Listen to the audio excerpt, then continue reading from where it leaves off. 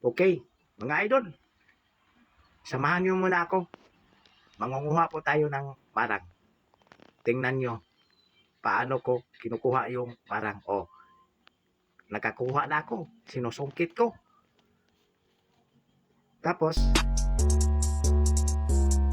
kakain na tayo. Diba? Ang sarap ng marang. Oh, ano sa tingin niyo? Masarap o hindi? Masarap. Yummy!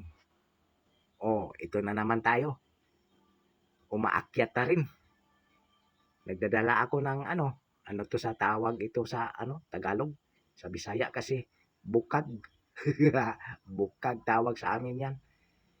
Para hindi masisira yung marang. Kaya nilalagay ko dyan. Oh, see?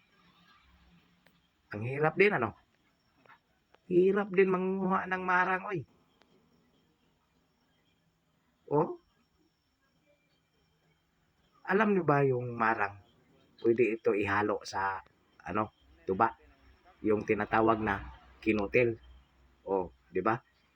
Hindi lang durian ang pwede. Ito rin marang. Masarap to.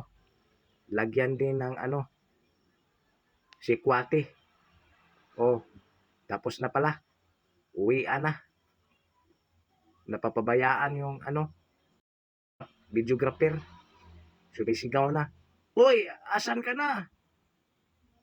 Iiwan mo na ba ako?